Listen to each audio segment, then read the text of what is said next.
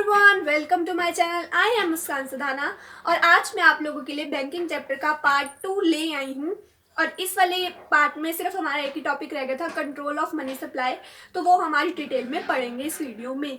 इस वीडियो को एंड तक ज़रूर देखना, बहुत इंटरेस्टिंग और मतलब अच्छी वीडियो है, मतलब इसमें बहुत कुछ सीखने लायक है। ठीक है, तो चलो स्टार्ट करते हैं। हमारे मनी सप्लाई को कंट्रोल करने के दो मेथड्स होते हैं, क्वालिटेटिव और क्वांटिटेटिव। ठीक है, तो पहले हम क्वांटिटेटिव के बारे में पढ़ेंगे। क्वांटिटेटिव में क्या आता है? पहला bank rate, open market operation, repo rate, reverse repo rate, CRR, SLR, सबको हम पूरी डिटेल में पढ़ेंगे। सबसे पहले तो मैं आपको बता देती हूँ क्वांटिटेटिव क्या होता है, जिसमें quantitative instruments are those which focuses on the overall supply of money in the economy। मतलब जिसमें हम पूरी मनी सप्लाई के बारे में पढ़ेंगे, उसको ही हम क्वांटिटेटिव कंट्रोल बोलते हैं। ठीक है, तो सबसे पहले इसमें क्या है? Bank rate. अब पहले बैंक रेट के बारे में पढ़ लेते हैं। It refers to the rate of interest at which the RBI lends money to the commercial bank। ये वो रेट ऑफ इंटरेस्ट है जिसपे RBI कमर्शियल बैंक को लोन देता है। ठीक है, लेकिन लॉन्ग टर्म लोन। ठीक है, क्या है ये? वो रेट ऑफ इंटरेस्ट है। अब देखो, कमर्शियल बैंक हमें लोन देता है, लेकिन कमर्शियल बैंक को भी तो कहीं से चाहिए ना लोन। जैसे मान लो कमर्शियल बैंक के पास अगर पैसे की कमी हो जाए तो उसे भी तो कहीं से लोन चाहिए। तो वो जो है वो RBI से लोन लेता है, और RBI कमर्शियल बैंक को जिस रेट ऑफ इंटरेस्ट पे लोन देता है कि मैं तुम्हें लोन दे रहा हूँ, RBI कहता है कि मैं तुम्हें लोन दे रहा हूँ, अब इतना रेट ऑफ इंटरेस्ट तुम्हें मुझे हर मंथ इसके ऊपर देना है, उसी रेट ऑफ इंटरेस्ट को हम बैंक रेट बोलते हैं। ठीक है, the increase in bank rate is followed by increase in market rate of interest. अब मैं बताती हूँ कि इससे हम मनी सप्लाई को कैसे कंट्रोल करेंगे। Rate, bank rate. अब देखो, अगर RBI कमर्शियल बैंक से ज्यादा रेट ऑफ इंटरेस्ट लेगा तो कमर्शियल बैंक को लोन महंगा पड़ने लगेगा RBI से। ठीक है, तो कमर्शियल बैंक क्या करेगा? अब उस लोन के रेट ऑफ इंटरेस्ट से हमसे वसूल करेगा। तो जब कमर्शियल बैंक हमें लोन देगा तो हमसे भी ज़्यादा रेट ऑफ इंटरेस्ट लेगा, क्योंकि कमर्शियल बैंक को तो अपना वसूलना है ना, वो भी तो दे रहा है ज़्यादा रेट ऑफ इंटरेस्ट, वो भी दे रहा है लोन पे, तो वो नॉर्मल पब्लिक से भी ज़्यादा रेट ऑफ इंटरेस्ट मांगेगा। और जब हम लोगों को लोन महंगा पड़ने लगेगा तो हम लोन लेना कम कर देंगे और मनी सप्लाई रुक जाएगी। ठीक है, और यही अगर हमारा जो RBI है वो रेट ऑफ इंटरेस्ट कम कर दे कमर्शियल बैंक के लिए, तो कमर्शियल बैंक को कम पैसों में लोन मिलने लगेगा जब कम रेट ऑफ इंटरेस्ट पे, तो हमसे भी कम रेट ऑफ इंटरेस्ट चार्ज करेगा। और जब हमें लोन सस्ता पड़ने लगेगा तो हम ज़्यादा लोन लेंगे और मनी सप्लाई जो है वो बढ़ जाएगी। तो ये हमें कैसे इकोनॉमी में मनी की सप्लाई को रोकना है या बढ़ाना है, वो सब RBI के हाथों में होता है, वही पढ़ेंगे हम इसमें। ठीक है, अब बैंक रेट आप लोगों को क्लियर हो गई। अगला जो है हमारा ओपन मार्केट ऑपरेशन। इसमें क्या होता है? It refers to the sale and purchase of securities in the open market by RBI on the behalf of government. By selling the securities national saving certificate in the open market, the RBI soaks liquidity from the economy। क्या कह रहा है? मान लो मेरे पास gold है, ठीक है, इस वक्त मेरे पास गोल्ड है और RBI के पास कैश है। RBI क्या करेगा? मेरे से मान लो RBI ने वो गोल्ड खरीद लिया और मुझे कैश दे दी। ठीक है, अब उस कैश को मैं कैसे भी यूज कर सकती हूँ, अपने अनुसार कैसे भी इकोनॉमी में लगा सकती हूँ उस कैश को। ठीक है, तो वो अगर RBI हमसे सिक्योरिटीज खरीद के हमें कैश दे देता है तो वो लिक्विडिटी को जो है खोल देता है, यानी कि हमारी इकोनॉमी में पैसा आ जाएगा, कैश आ जाएगी तो पैसा आ जाएगा। ठीक है, तो मनी सप्लाई जो है वो इंक्रीज हो जाती है इकोनॉमी में। और अगर इसी की बजाय RBI क्या करे, हमसे कैश ले ले और हमें गोल्ड थमा दे, तो उस गोल्ड को क्या मैं कोई यूज कर सकती हूँ? उसे सिर्फ पहन सकती हूँ और तो मैं उसका कोई यूज नहीं कर सकती ना। तो उसने क्या करा, इकोनॉमी में से जो लिक्विडिटी थी, जो कैश थी, उसको ले लिया। अब इकोनॉमी में पैसा नहीं रहा तो मनी सप्लाई कंट्रोल हो जाएगी। समझ रहे हो RBI कितना शातिर है। उसके बाद अगला हमारा आता है रेपो रेट। रेपो रेट क्या होता है? The rate at which RBI offer short period loans to commercial bank by buying the government securities in the open market. वही बात, बैंक रेट और रेपो रेट सेम चीज है। बैंक रेट में भी RBI कमर्शियल बैंक को जिस rate of interest पे लोन देता है उसको बैंक रेट बोलते हैं। बस यहाँ पर ये फर्क है कि यहाँ पर लॉन्ग टर्म लोन दे रहा है और यहाँ पर शॉर्ट टर्म लोन देता है। ठीक है, तो रेपो रेट भी वही है, जिस रेट ऑफ इंटरेस्ट पे RBI कमर्शियल बैंक को लोन दे रहा है उसी को रेपो रेट बोलते हैं, लेकिन शॉर्ट पीरियड लोन। ठीक है, उसके बाद आता है रिवर्स रेपो रेट।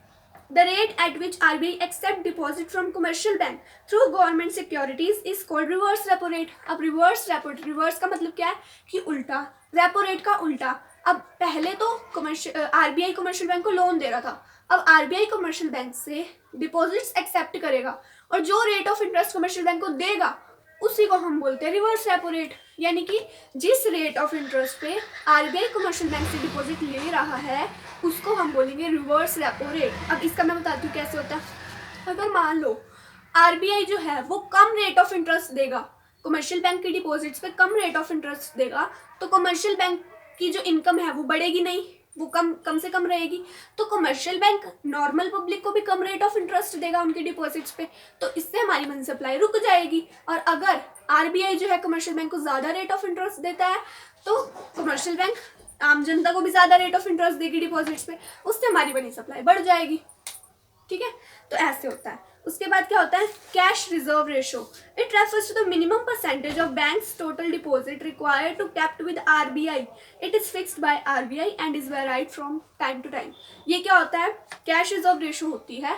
जैसे मान लो कमर्शियल बैंक ने हमसे आम जनता से जो डिपॉजिट्स एक्सेप्ट की उसमें से कुछ हिस्सा जो है उसे आरबीआई को डिपॉजिट कराना होता है, और वो जो परसेंटेज होती है वो भी आरबीआई ही डिसाइड करता है। ठीक है, अब अगर आरबीआई ज़्यादा परसेंटेज मांग लेगा कमर्शियल बैंक से, मान लो उसने कहा कि जितने डिपॉजिट्स तुम्हारे पास हैं उसका 25% तुम मुझे दो, ठीक है, ज़्यादा रेट ऑफ मतलब परसेंटेज ऑफ मांग ली डिपॉजिट्स, तो कमर्शियल बैंक के पास कम डिपॉजिट्स बचेंगी तो वो कम लोन दे पाएगा लोगों को, तो हमारी मनी सप्लाई रुक जाएगी। और यही अगर आरबीआई कम परसेंटेज मांगता है कमर्शियल बैंक से, मान लो कहते हैं 5% मुझे दो डिपॉजिट्स का, तो कमर्शियल बैंक ज़्यादा लोन दे पाएगा, ज़्यादा मनी जनरेट हो पाएगी और हमारी मनी सप्लाई बढ़ जाएगी। ठीक है, उसके बाद आता है एसएलआर यानी कि स्टैट्यूटरी लिक्विडिटी रेशियो। इसमें क्या होता है, every bank is required to maintain a fix percentage of its asset in the form of liquid asset is called SLR. SLR क्या होता है, अब सीआरआर में यानी कि कैश रिजर्व रेशियो में आरबीआई को देना था कमर्शियल बैंक ने डिपॉजिट्स, परसेंटेज ऑफ डिपॉजिट्स, लेकिन एसएलआर में उसे कुछ परसेंटेज जो है अपने पास रखनी होती है इन the form of liquid assets. Liquid assets क्या होते हैं, जिनको फटाफट से वो बेच के और कैश में कन्वर्ट कर सके। ऐसे एसेट्स की फॉर्म में कमर्शियल बैंक को अपने पास रखनी होती है फिक्स परसेंटेज डिपॉजिट्स की, उसको बोलते हैं हम एसएलआर। और उसमें क्या क्या इंक्लूडेड होता है, जैसे कि गोल्ड्स आ गया या फिर कुछ ऐसी चीज़ें जिनको वो लोन के लिए नहीं दे सकता, लोन लेने के लिए एज अ सिक्योरिटी नहीं दे सकता। ठीक है, अब हमारा ये वाला टॉपिक जो है क्वांटिटेटिव कंट्रोल जो है यहीं पर खत्म होता है। पढ़ेंगे क्वालिटेटिव कंट्रोल के बारे में। इसमें सबसे पहला पॉइंट क्या है, मार्जिन रिक्वायरमेंट। इसमें क्या होता है, it refers to the difference between the current value of security offered for loan security and the value of loan granted. क्या होता है कि जब हमें बैंक लोन देता है, ठीक है, मान लो मुझे 80 लाख का लोन चाहिए, तो बैंक जो है ना मुझसे सिक्योरिटी उससे ज़्यादा अमाउंट की रखवाता है। क्यों?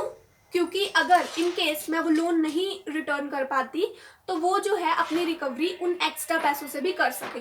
ठीक है, कि मतलब बैंक को क्या फ़ायदा हुआ फिर हमें लोन देने का, ठीक है ना। अगर मैं उसमें रेट ऑफ इंटरेस्ट भी ना दे पाई तो वो कल को उस रेट ऑफ इंटरेस्ट को ही वो एक्स्ट्रा पैसों से वसूल कर लेगा। ठीक है, तो क्या होता है, जैसे मान लो मुझे 80 लाख का लोन चाहिए, तो बैंक क्या करेगा, मुझे देगा 1 करोड़ की जो मेरी 1 करोड़ का जो मेरी कोठी है वो मैं बैंक को दे दूंगी कि भाई ये लो, इसके कागज तुम रखो और मुझे 80 लाख रुपए कैश दे दो।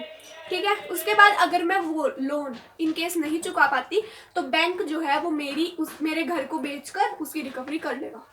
तो ये जो मार्जिन होता है ये बहुत ज़्यादा ज़रूरी होता है। बैंक हमेशा जितने का लोन देता है उससे ज़्यादा की सिक्योरिटी रखवाता है।